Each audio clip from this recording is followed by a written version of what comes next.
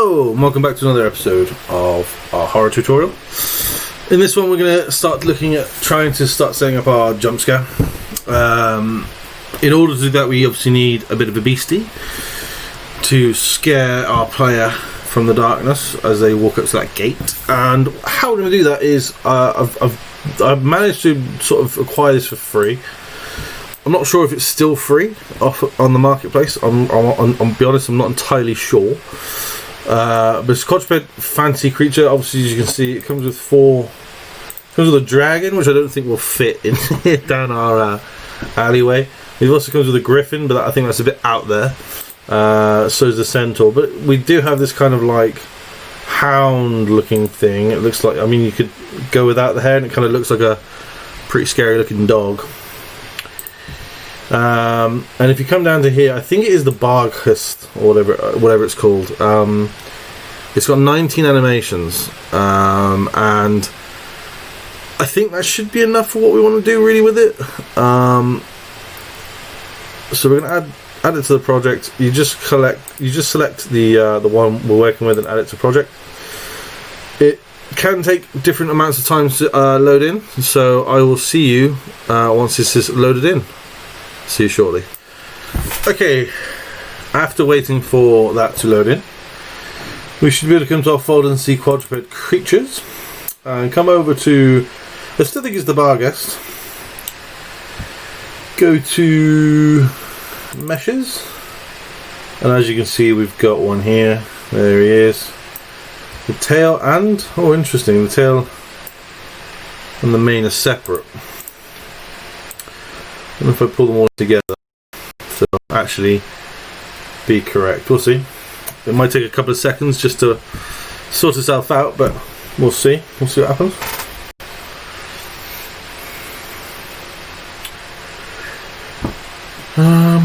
Is it doing anything? Come on. There we go. Wow, I did actually as well. Oh my god. So let's see if we can get a better look at this guy. And we also want to see if we can and cannot see him and things like that from within the shadows, right? So let's kind of put him there. If I come to here and I actually unclick him, you would not know he's there. There's just no way, right? Let's press start and just see what happens, right? My loud ass footsteps. You are not going to know that thing's there, right? Definitely not. Okay, that's great. It's great news. So, let's exit that. Right, so we already know we can spawn him there and we'll have no issue. Wow, that is really hard to see him there, isn't it? How interesting. Wow, okay. Let me try that. Oh, sorry, I just want to try that one more time just to see if I really can't see him. I mean, oh, you can just see him, but let's be honest, when you get to here, that there'll be like a trigger box here, it'll trigger and he'll run up to the fence, right? So you won't have enough chance to really look at him. I mean, crikey, if I step on the boxes, can I see him? No, I mean, it's really, really hard to see him, yeah? And that's kind of the general point. The players, they're not really going to be kind of looking out for him that much. Right, okay, cool. So he can literally spawn there. The next thing I want to do is I kind of want to take that back out now, and I just want to oh god, select them all, and we want to create a I thought I could set it up as a actor class. I obviously can't, so that's fine. We want to set this up as a character, of course. We're going to call this I can't even spell it. Barghest _ blueprint Picanta. Load it up. And again, you guys do not have to you don't have to use this guy. You can use a zombie, a skeleton. You can use like literally anything you want. I mean, Christ, you can even use a dragon if you want to. You can use pretty much whatever you guys feel comfortable using. So don't feel like you have to use the one that I'm using, is the point. So let's just go for Barghast. There he is. You also want him facing the right way, so just give him a bit of a rotate. Nope. Let's try 270. There he is. He is a big boy, admittedly, but luckily he's not going to really be doing too much. Let's bring him. I want his feet to kind of line up with the middle, I guess. Otherwise, his head's going to come crashing through that metal fence. Right. Do I want the mane and stuff? I don't think I need the mane. Maybe the tail, but for now, I'm okay with that. Right, we're okay with that. Now let's have a quick look at what else we've got. We do have animations. Here we go. So it's got him breathing. We've got a death animation. He's got a bite aggressive, a jumping bite. Oh, that could be interesting. A run bite. So we kind of want him. Let's have a look at him running for a second. So that's him. Wow. Okay. So that's him running. And then we kind of want him to do like a jump bite, and then sort of just growl at the gate, I guess, right? That's kind of the process we want to happen from the moment it starts. So, and then we just want him idle aggressive, I guess. Yeah, I'm thinking that's kind of how we want it, right? So now we have an idea of that. Let's have a look at what we. I think we're going to need to set up a blend space for him,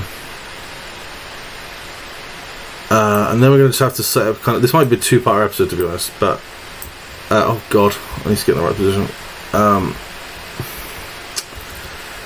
So let's let's do that first, I guess. Let's set up a blend space for this creature.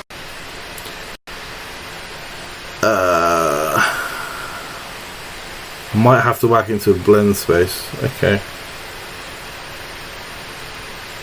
Admittedly, I probably would actually have just done a behavior tree blackboard, but because it's only going to be like a jump scare scene, I suppose I don't really need to mess around with that too much.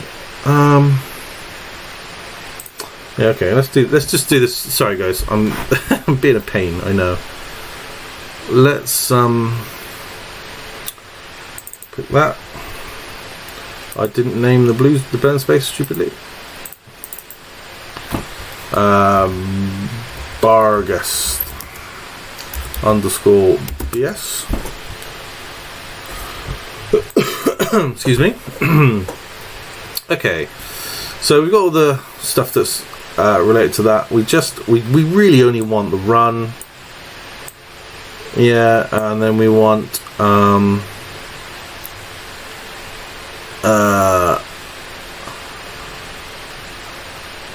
and then we want the idle aggressive.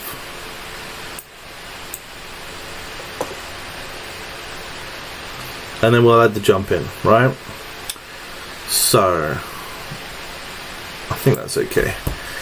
He's only going to be going straight. I mean, this literally has to be so simple, right? It really doesn't have to be anything spectacular, luckily. So I've got to remember which way these go around. I think this is speed, right? No, this is direction, I guess. Direction. Speed. The direction is normally 180. No. Oh my god. 180. No, it's not having that. Minus 180. It's because it's, yeah, okay, sorry. Yeah. And then your speed is normally kind of just whatever you want it to be. It can be 0 to 100. It really doesn't make much difference for this, to be honest, but I think normally they kind of do it from 0 to 600 is the highest. And then you could have a walking animation in there. I don't think it's got a walking animation, has it? Has it got a walk? Oh, it does. A walk. There you go. Right. Now, if you were to see, I mean, who knows? We might have these creatures in this game more than just this one jump scare. I mean, we're only doing this as a project for you guys, so it literally makes not much difference. If I was going to do this as a creature that was going to be seen in the game later on and actually interact with the player, I wouldn't have the aggressive idle. I'd probably just have like a breathing one, if that's like that one. But for the sake of it, that's what we want, right? Okay, that's pretty good in my opinion. Okay, next thing we do is click on this guy, and we're going to use, oops, I didn't mean to do that, sorry. We're going to use that animation blueprint we've just we haven't even set up a blueprint. What am I talking about? Sorry. Next thing to do is to right click and go into animation and create an animation blueprint. We want to, what's that going to do? Create animation blueprint. Yeah, Bargoth skeleton. Click OK. There we go. And then name it Barguest Anim. I call it Anim BP. It's good to kind of give it a unique name. You don't want everything to be similar, otherwise it's going to get confusing on what you want to pick up on. Again, this will be really nice and easy, luckily. What we really want is, all we're gonna need really is it should be only this, to be fair, and then whack that in there. We'll promote these to variables. Bring that one down. Just rename. Oh, gosh darn it. Rename this one your direction, and just rename this one your speed. It's just so you can change it if you needed to. I'll be honest, we're probably going to change this altogether, but for now, it's definitely going to do the job that we want it to. So, come out of that one, go back into your Barguest BP, and now pick that blueprint. There it is, and it automatically kind of goes into that idle state, right? Now, at the moment it's got no commands, so when we go back into room 2 and we delete out this one, and we bring in our actual Barguest blueprint, he should already be in that pose, right? Oh god, where's the rotate? There it is. Yeah. So it's already got that lovely jubbly rotate on. It's not what I meant to say. So he's already in the direction of things. He's already got that lovely idle animation, is what I meant to say, right? And then what should happen is, so now we need to, I know we're getting close to the time of the 50 minutes, but I'm just going to, I probably should have actually just done that in there, to be honest. Let's go back in. Meshes. I want a trigger box. What I'm thinking we're going to have to do is we're going to have to give it a bunch of commands and a do once sort of thing, and a bunch of sounds and things to make it more atmospheric. But let's call this Barguest trigger underscore blueprint. So this is what's going to trigger this action happening, and the player saying, "Oh my god," and and things like that. And he will stay there, right? You could go a step further if you really wanted to, and have it follow the player around, and have it that if the player opens the door, the dog attacks and things like that. You definitely can go the extra mile if you want to. I will leave that up to you guys. Obviously, the door opening will be just a standard door open, and then the dog will just be an attack emote thing, and then the player will just die. But we're not going to go that far at the moment. At the moment, anyway. If you want me to go that far, put it in the comments. I'm not exactly it's not exactly a no that I won't do it, but you know, I need a bit of coercion, so to speak. But yeah, so we definitely want it to be long, like that, and we don't want the player to be able to jump over it, so definitely I think something like that would be fine. And then what we want to add on here is a player on component begin overlap. We only need the begin overlap. Then we're going to cast to third person character, because obviously that's who we want to pass through it, or other actor. Okay, and then we want a do once, yeah, right.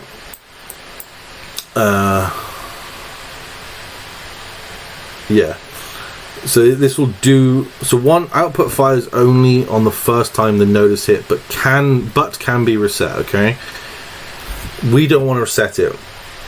If we wanted to reset it, you could do it that when a player leaves the box and then re-enters the box, and then it'll just, but it won't like constantly repeat. So for example, if it's like a sound, if it was like a gunshot and you went into it, it would just keep playing the gunshot, right? By doing a do once, it'll just play the gunshot once. You can do it so it resets it so that when you leave the box, or if a player presses something or whatever you want it to set up as, that it will only then will it play the gunshot again, right? We don't want to do any of that. We literally just want this action, what we're going to do now, to fire out once and then never happen again, right? By doing that, that's how you also could set up so that the dog, once this has done its thing and it's played through, then the dog kind of patrols or attacks and does whatever you want depending on what the player does next. So now we've set up this very basic structure. I'm going to call it an end to the episode. In the next episode, we're going to start looking at things like how to have points that the dog will go to, right? So it'll be a case of it'll be like a sequence of events. So like you can set it up so that the dog walks to a specific location, then when it hits that location it does the jump thing, the jump bite, and then goes into idle, right? And it'll stay like that.